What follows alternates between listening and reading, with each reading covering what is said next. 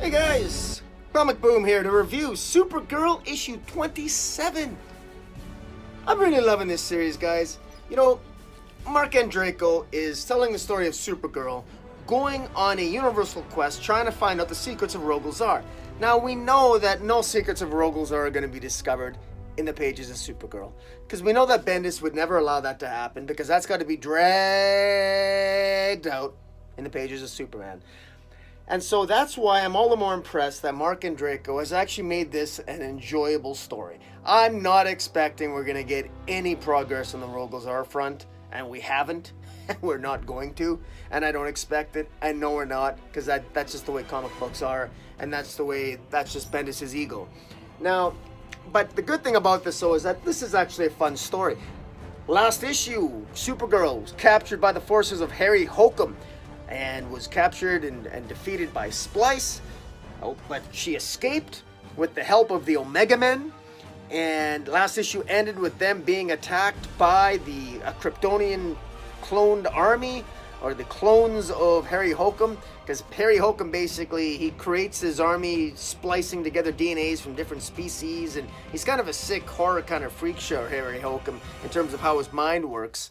And Splice is probably his greatest creation, and in this particular issue, we have the Omega Men and all the prisoners that are trying to escape Harry Hokum, basically being attacked by all the clones of Harry Hokum, led by Splice. There's a huge battle that ensues.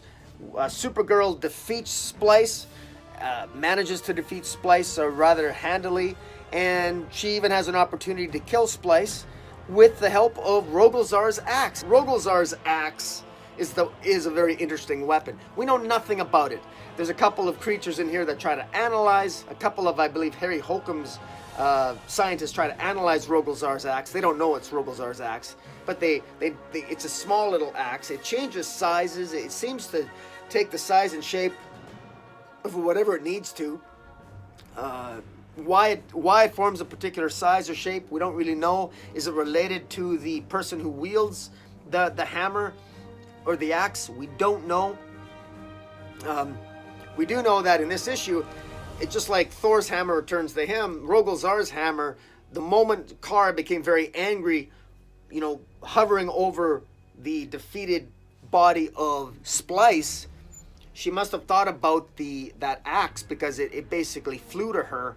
And it grew really big and massive, and it seemed to channel her anger. So when Kara, it's interesting, so when Kara feels anger, it does seem to feed on her anger and enhance it. So fortunately, Kara was able to control herself, so she never ended up killing Splice and breaking that code against killing.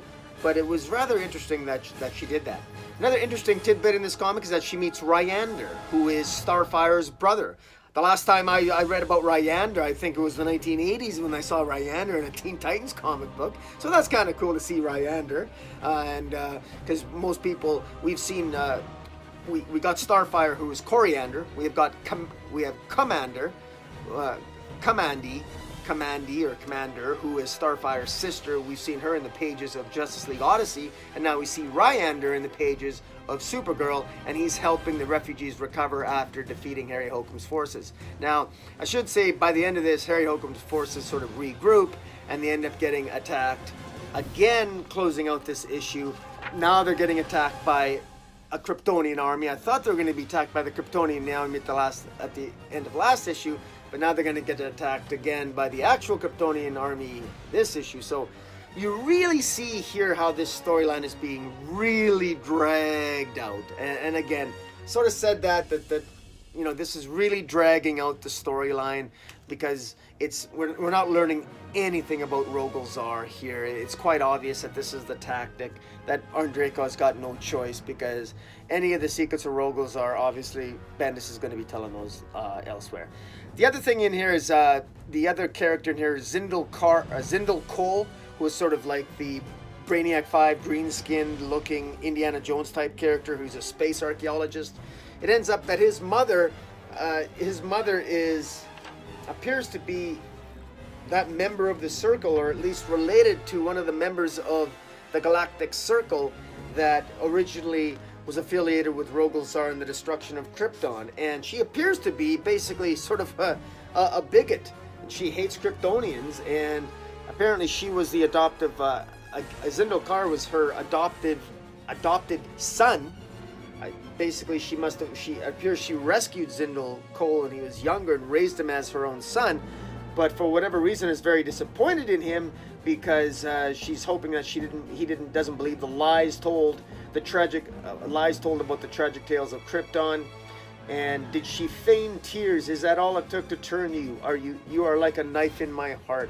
So she believes that Z'ndr Kol has been brainwashed by Supergirl into believing whatever story she imagines Supergirl might have told her son. And in any event, he thinks his mom's turned into a monster. He doesn't recognize his mother. He thinks his mother is just flipped. So he takes off. Z'ndr Kol and Krypto escape. They escape along with the other refugees when Supergirl and the Omega Man defeat the whole batch of them. And again, it ends with next issue we're going to be looking at another battle, only this time between Kryptonian clones as opposed to the other clones in here. So overall, I really like this issue. I still enjoyed it. It was a lot of fun to read. There was moments of humor, pain. There was loss. Supergirl failed to save a young alien. The art here is really good. On Eduardo Pansica on the pencils, great job. Julio Ferreira on the inks. FCO Placencia on the colors, and Tom Napolitano